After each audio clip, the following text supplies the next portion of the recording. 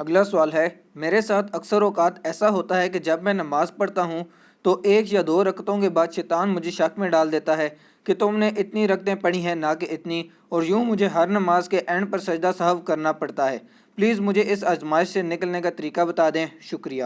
طریقہ بھی آپ کو بتاتے ہیں، اور پہلی بات یہ یاد رکھیے گا، اگر کسی کو نماز میں کوئی وہم ہوا ہے نا تو سجدہ صاف کرنے سے اس کی نماز نہیں ہو جائے گی، کیونکہ بخاری مسلم میں الفاظ ہیں، نبی علیہ السلام نے فرمایا کہ شیطان جو ہے نا وہ جب تم نماز پڑھتے ہو نا تو آ کے تمہیں وسوسے دلاتا ہے، حتیٰ کہ تمہیں یہ بھول جاتا ہے کہ تم نے کتنی رکعتیں پڑھی اور کتنی نہیں۔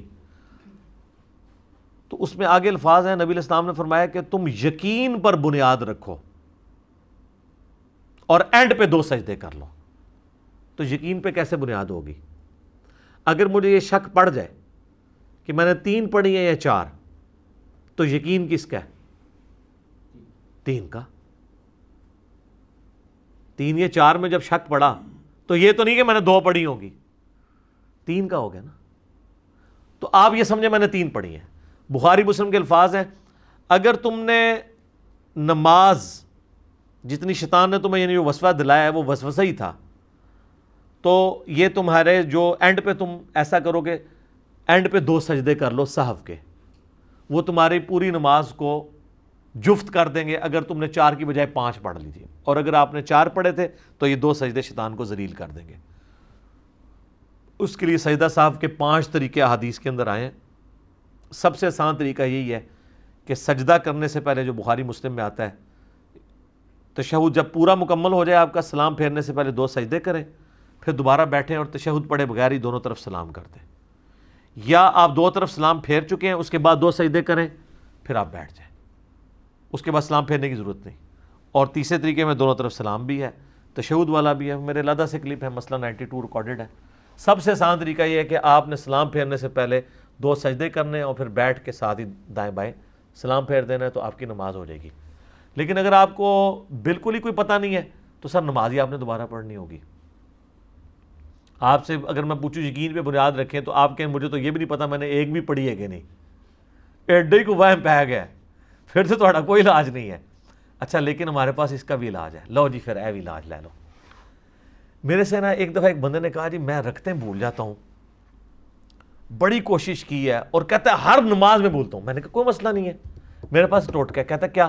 میں نے کہا جب آپ نماز پڑھنے لگے نا، اپنے سامنے اپنا نا اسمارٹ فون کا نا ویڈیو کیمرہ آن کر لیا کریں۔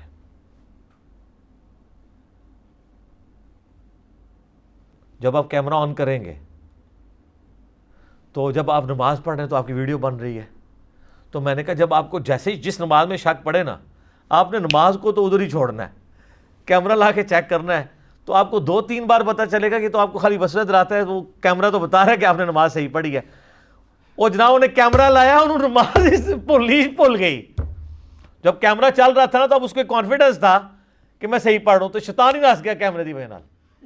یہ میں آپ کو بالکل صحیح طریقہ بتا رہا ہوں، جینون۔ جس کو شک پڑتا ہے نا، وہ سامنے کیمرہ لگا کے نا نماز پڑھے، بعد میں وہ کاؤنٹر چیک کر سکتا ہے نا۔ اس دوران وہ 3 یا 4 میں شک پڑا تو وہ کہ میں نے 3 پڑھی ہیں، 4 پوری کر کے یا وہ 5 بھی ہوگی، سجدہ صاحب کر لے گا، نماز ہو جائے گی۔ لیکن بعد میں جب کیمرہ دیکھے گا نا، اور نمبر آف ٹائم جب آپ یہ پرفارم کریں گے، تو آپ کو چلے گا شیطان سے آپ کو وسوسے دلاتا ہے، آپ نماز بالکل ٹھیک پڑھ رہے ہوتے ہیں۔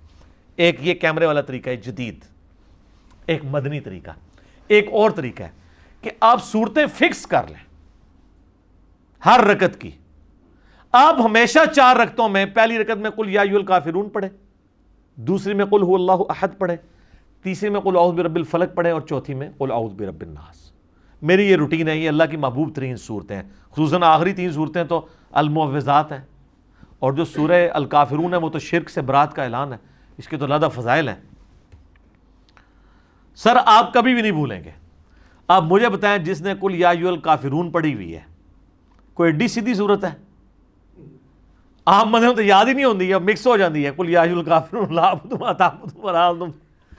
جس نے یہ پہلی رکعت میں پڑھی ہوئی ہے نا، اگر دوسری رکعت میں وہ جا کے سوچتا ہے نا کہ میں نے پتہ نہیں پہلی پڑھی ہے کہ نہیں، جناب وہ 14 طبق روشن ہو گے کہ بھائی قل یا ایھا الکافرون پڑھی ہے، آلے تک دماغ گونجتی پی ہے، کیونکہ صورت ہی ایسی ہے۔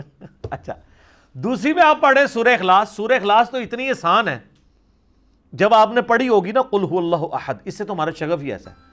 تیسری رکعت میں جا کے نا آپ کے دماغ میں بھی ہوگا یار سورہ اخلاص میں نے پڑھی ہے، ٹھیک ہے. پھر تیسری میں جائیں گے تو قل اعوذ برب الفلق، یہ بھی ایک یونیک صورت ہے.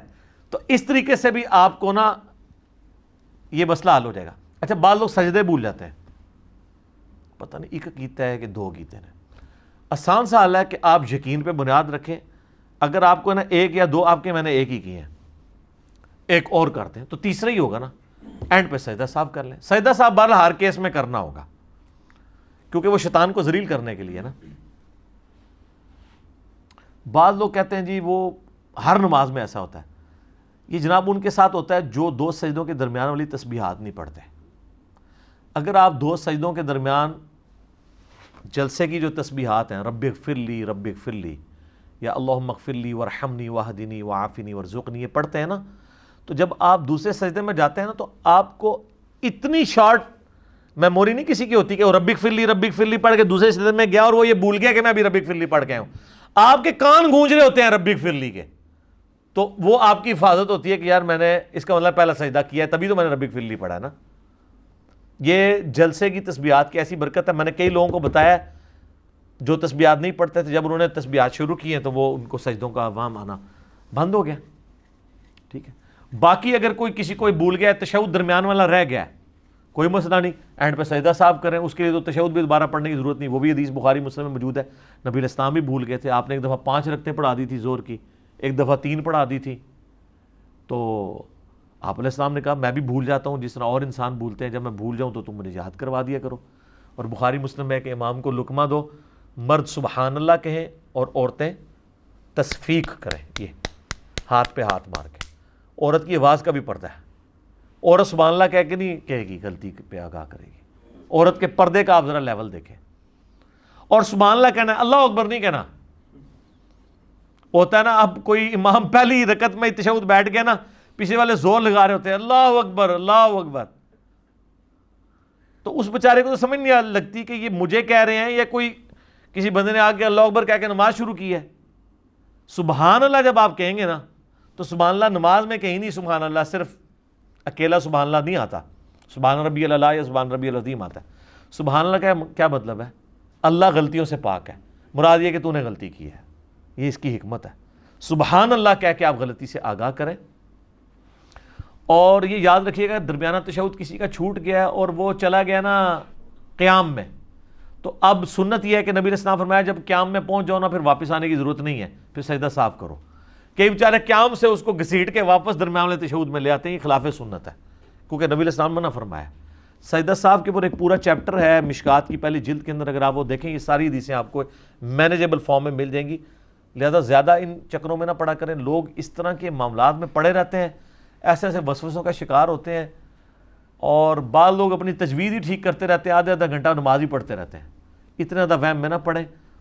بعض اوقات یہ چیزیں شیطان کی طرف سے اس لیے ہوتی ہیں کہ تاکہ آپ پہ عبادت ہو جائے مشقت والی اور آپ عبادت ہی چھوڑ دیں. تو اس طرح کے کام نہیں کرنے چاہیے. چیزوں کے سلوشنز کی طرف جانا چاہیے. علماء سے رابطہ کریں، اہل علم آپ کو بتائیں گے کہ اس کا یہ حل ہے. کئی لوگ وضو کے معاملے میں بہت زیادہ وہم کرتے ہیں، 3 بالٹیاں لگا دیتے ہیں، وضو ہی ان کا ختم ہوتا ہے. تو یہ کام نہیں کرنا چاہیے اس معاملے میں. یعنی بالکل آپ ایکسٹریم پہ نہ چلے جائیں، یہ آپ کے لیے پھر شیطان کی پیروی والا معاملہ بن جائے گا. شیطان کی یہ پیروی، شیطان چاہتی ہے کہ آپ یہ حرکتیں کرنا شروع کر دیں. ٹھیک ہو گیا؟ جزاک اللہ.